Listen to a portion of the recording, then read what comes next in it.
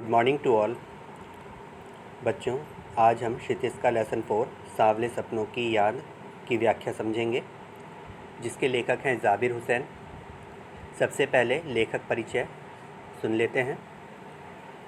जाबिर हुसैन का जन्म सन 1945 में गांव नौनही, राजगीर, जिला नालंदा, बिहार में हुआ था। कहाँ हुआ था इनका जन्म? नौनही, राजगीर में। कहाँ पर? नालंदा में एक ज़िला है और बिहार में है ये ज़िला, और 1945 में 1945 में अंग्रेजी साहित्य में स्नातकोत्तर की उपाधि प्राप्त कर अंग्रेजी भाषा एवं साहित्य के प्राध्यापक बने और इन्होंने अंग्रेजी विषय में एमए की उपाधि प्राप्त की, यानी एमए पास किया, और अंग्रेजी भाषा और उसका साहित्य ये जीवन प्रयत्न पढ़ते रहे और उसी के पद पर भी इन्होंने प्राध्यापक का कार्य किया। आरंभ से ही इन्होंने राजनीति में विशेष रुचि ली, अतः सन 1977 में मुंगेर से बिहार विधानसभा के सदस्य निर्वाचित हुए और मंत्री बने। सन 1995 में बिहार विधान परिषद के सभापति बने। राजनीतिज्ञ होने के साथ साथ ये एक श्रेष्ठ लेखक भी हैं। राजनीतिज्ञ यानी राजनेता, जैसे हमारे नेता होते हैं ना, ये नेता, वैसे ये भी एक नेता थे और काफ़ी अच्छे राजनीतिज्ञ थे। राजनीति के बारे में इनका ज्ञान काफ़ी अच्छा था, उत्कृष्ट था। इनका हिंदी और अंग्रेजी और उर्दू तीनों भाषाओं पर समान अधिकार था, यानी ये तीनों भाषाओं के अच्छे ज्ञाता थे। इनके लेखों में राजनीतिक अनुभव स्पष्ट नज़र आता है। इनकी भाषा में संस्कृत के अतिरिक्त उर्दू तथा तद्भव शब्दों का पर्याप्त प्रयोग नज़र आता है। संघर्षशील, साधारण आदमी और विशिष्ट व्यक्तियों पर लिखी गई इनकी डायरियाँ बहुत चर्चित एवं प्रशंसित हैं। प्रस्तुत शैली और शिल्प में नवीनता के कारण इन्होंने डायरी विधा में एक अभिनव प्रयोग किया है। इनकी कुछ प्रमुख रचनाएं हैं जो आगे हैं: डोला बीबी का मजार, अतीत का चेहरा, लोगां, एक नदी रेत भरी, ये इनकी प्रमुख रचनाएं हैं। जो हमारे पास प्रस्तुत पाठ है सांवले सपनों की याद, इसमें लेखक जाबिर हुसैन ने प्रसिद्ध पक्षी विशेषज्ञ सालिम अली के व्यक्तित्व पर प्रकाश डाला है। जो हमारे पाठ का शीर्षक है सांवले सपनों की याद, ये क्यों रखा गया है? ये इसलिए रखा गया है कि लेखक जाबिर हुसैन इसमें सालिम अली के साथ बिताई हुई यादों को याद कर रहे हैं, जो थोड़ी धुंधली सी पड़ गई हैं। इसीलिए इसको सांवले सपनों की याद शीर्षक दिया गया है। जिस प्रकार एक गोरा रंग होता है, एक काला रंग होता है और बीच का रंग होता है सांवला रंग, है ना। तो एक प्रकार से यादें या तो समाप्त हो जाती हैं या बरकरार रहती हैं या बीच में होती हैं, जिन्हें वो कभी कभी हमारे दिमाग में, हमारे मस्तिष्क में उभर कर आ जाती हैं। तो उन्हीं बीच में फंसी हुई यादों को जो लेखक के मन में उभर कर आ रही हैं सालिम अली की, उन्हें ही सांवला कहा गया है। इसलिए इस पाठ का नाम रखा गया है सांवले सपनों की याद। अब हम लोग पाठ का सार देखते हैं। सालिम अली अपने कंधों पर सैलानियों की तरह अपने अंतहीन सफ़र का बोझ उठाए चल पड़े। वे एक ऐसे वन पक्षी की तरह प्रकृति में विलीन हो रहे हैं जो जिंदगी का आखिरी गीत गाने के बाद मौत की गोद में जा बसा हो।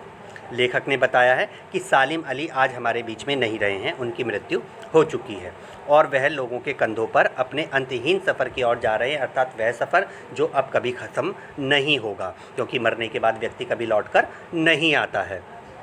लेखक कहता है कि वो एक ऐसे जंगल के पक्षी के समान हैं कि जो अपने सपनों के गीत गा करके इस दुनिया से विदा हो जाता है और कोई चाहे भी तो उन्हें अपनी दिल की धड़कनों को दे करके वापस नहीं ला सकता है, क्योंकि मरने के बाद कोई भी व्यक्ति वापस नहीं आता। लोग पक्षियों को आदमी की नज़र से देखना चाहते हैं। लेखक ने बताया कि सालिम अली कहते थे कि लोग पक्षियों को किसकी नज़र से देखना चाहते हैं? आदमी की नज़र से देखना चाहते हैं, पर यह उनकी भूल होती है, क्योंकि सालिम अली का मानना है कि यदि व्यक्ति इन पक्षियों को जानना चाहता है, इस प्रकृति को जानना चाहता है, तो उसे उन्हें उन्हीं की नज़र से देखना होगा, अर्थात पक्षियों की नज़र से ही देखना होगा, अन्यथा तुम उस पक्षी के बारे में सही जानकारी प्राप्त नहीं कर पाओगे। सालिम अली अपने जीवन में ही मिथक बन गए थे। यह तो पता नहीं कि कृष्ण ने वृंदावन में कब रासलीला रची, पर वहाँ की नदी का सांवला पानी पूरे घटनाक्रम की याद दिलाता है कि कोई आएगा और बांसुरी की धुन का जादू पूरे माहौल पर छा जाएगा। वृंदावन कभी भी कृष्ण की बांसुरी के जादू से खाली नहीं हुआ। तो लेखक ने क्या बताया? लेखक ने बताया है कि जिस प्रकार आज भी हम जब वृंदावन जाते हैं तो वृंदावन की गलियों में हमें कृष्ण महसूस होते हैं, जबकि वह हजारों वर्ष पूर्व थे वृंदावन में। लेकिन आज भी जब हम वृंदावन जाते हैं तो वहाँ की गलियों में, वहाँ के यमुना तट पर, वहाँ की कुंजों के बागों में, करील के पेड़ों के पास और हर जगह कृष्ण का ही वास नज़र आता है, कृष्ण ही कृष्ण दिखाई देते हैं। उसी प्रकार आज भी हमारे बीच सालिम अली जीवित हैं, ये हमें महसूस होता है, क्योंकि उन्होंने अपना संपूर्ण जीवन प्रकृति और पक्षियों के संरक्षण में लगा दिया था। आगे लेखक कहता है कि सालिम अली को भी पक्षी प्रेमी के रूप में हम हमेशा याद करते रहेंगे। पूर्व समय की याद करते हुए लेखक ने बताया है कि वे उम्र की 100वें पड़ाव के करीब थे। यात्राओं की थकान ने उन्हें कमज़ोर कर दिया था और कैंसर जैसी जानलेवा मृत्यु उनके मौत का कारण बनी। उसने बताया कि सालिम अली की मृत्यु कैसे हुई कि उनको कैंसर हो गया था और उम्र भी काफ़ी हो गई थी, उनकी 90 से ऊपर के हो गए थे, तो वही उनकी मौत का कारण बनी। परंतु एक बात स्पष्ट थी कि वे सब मिलकर उनकी आंखों से वह रोशनी छीनने में सफल नहीं हो पाई जो पक्षियों की तलाश और उनके हिफाजत के प्रति समर्पित थी। और वो कहता है लेखक कि उसके बावजूद भी कैंसर जैसी भयानक बीमारी होने के कारण और उम्र का पड़ाव भी हो जाने के कारण, अर्थात उम्र के बढ़ जाने के बाद भी ये सब दोनों चीज़ें उनसे पक्षियों के प्रति प्रेम को नहीं छीन पाईं। उस उम्र में भी और उस बीमारी में भी उनके मन में पक्षियों के लिए और प्रकृति के लिए उतना ही प्रेम था। अपने जीवन के एकांत क्षणों में भी वह दूरबीन के साथ पक्षियों को निहारते ही देखे गए। वो कहता है कि अपने जीवन के अंतिम क्षणों में भी, यानी आखिरी सांस तक भी, वह दूरबीन से पक्षियों को देखते रहते थे। वे उन लोगों में से थे जो प्रकृति के प्रभाव में न आकर प्रकृति को अपने प्रभाव में ले आते हैं। तो लेखक ने बताया है कि सालिम अली का व्यक्तित्व जो था ना, वो ऐसा व्यक्तित्व था जो प्रकृति के प्रभाव में नहीं आता था, बल्कि प्रकृति को अपने प्रभाव में ले लेता था। अर्थात वह प्रकृति को प्रकृति की नज़र से देखते थे, प्रकृति को मनुष्य की नज़र से नहीं देखा करते थे। उन्होंने अपना जीवन साथी अपने स्कूल सहपाठी तहमीना को चुना। अर्थात उनकी पत्नी का नाम क्या था? तहमीना, जो उनके साथ स्कूल में पढ़ा करती थी, जिन्होंने हर लम्हे में उनका सहयोग दिया। और तहमीना ने सालिम अली का हर कदम पर सहयोग किया। सालिम अली जी अनेक अनुभवों के मालिक थे। एक दिन वे केरल की साइलेंट वैली को रेगिस्तानी हवाओं के झोंकों से बचाने का अनुरोध लेकर पूर्व प्रधानमंत्री चौधरी चरण सिंह से मिले थे, जो कि मिट्टी पर पड़ी पानी की पहली बूंद का असर जानने वाले नेता थे। ठीक है, तो लेखक ने बताया है कि सालिम अली एक बार प्रकृति की समस्या को लेकर पूर्व प्रधानमंत्री चौधरी चरण सिंह जी से मिले, जो अपने ज़माने में काफ़ी प्रसिद्ध थे और एक ज़मीनी नेता थे। उन्हें ज़मीनी नेता क्यों कहा जाता है? क्योंकि वह किसान पृष्ठभूमि के थे। ठीक है, उनके जो वो भी और उनके जो माता पिता थे वो सब भी खेती करते आ रहे थे, तो वो जानते थे प्रकृति के दर्द को, वो समझते थे कि प्रकृति क्या होती है।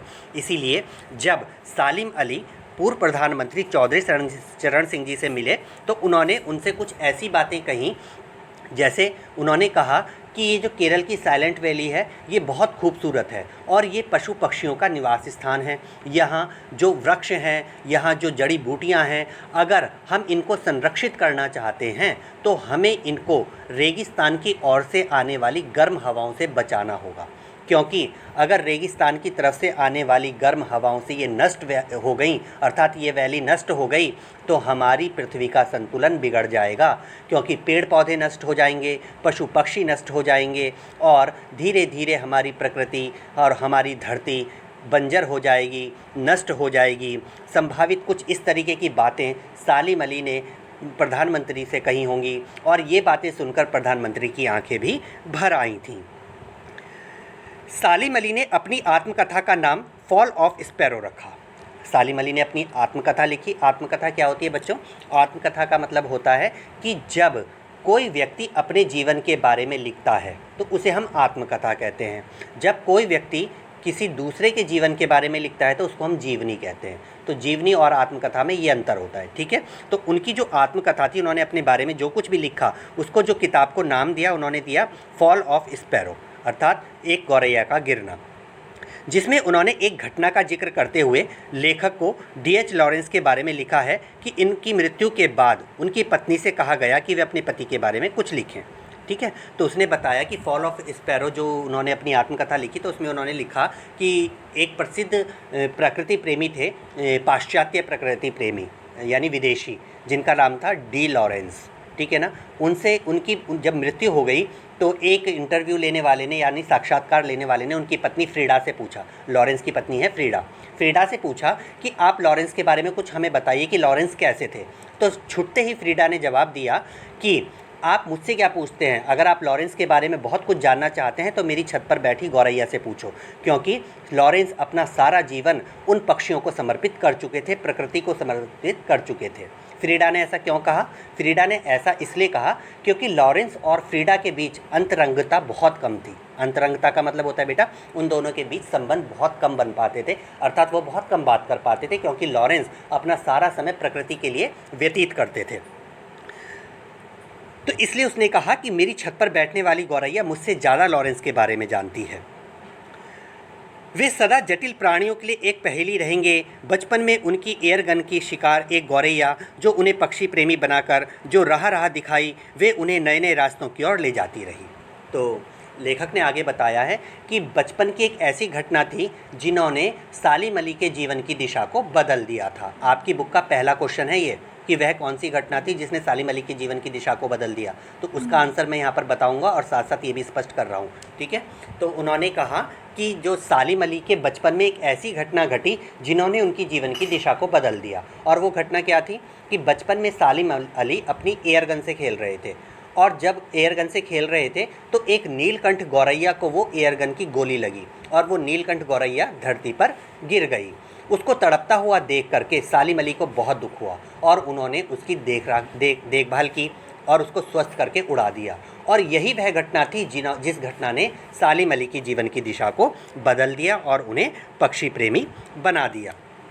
लेखक कहता है कि सालिम अली प्रकृति की दुनिया में एक टापू बनने की बजाय सागर बनकर उभरे थे। तो इस पंक्ति का क्या मतलब हुआ कि टापू बनने की बजाय सागर बनकर उभरे थे? जो टापू होता है, टापू की ऊंचाई को हम नाप सकते हैं, टापू के क्षेत्रफल को भी हम नाप सकते हैं क्योंकि वो हमें दिखाई देता है, किंतु सागर की गहराई को नापना नामुमकिन है। सागर की गहराई को नहीं नापा जा सकता। और सालिम अली के मन में भी पक्षियों के प्रति अथाह प्रेम था जिसे नापा नहीं जा सकता है। इसीलिए लेखक ने कहा कि सालिम अली प्रकृति की दुनिया में एक टापू बनने की जगह सागर बनकर उभरे थे। तो ये था हमारा पाठ सांवले सपनों की याद। अगला पाठ अगली वीडियो में। God bless you. जीते रहिए।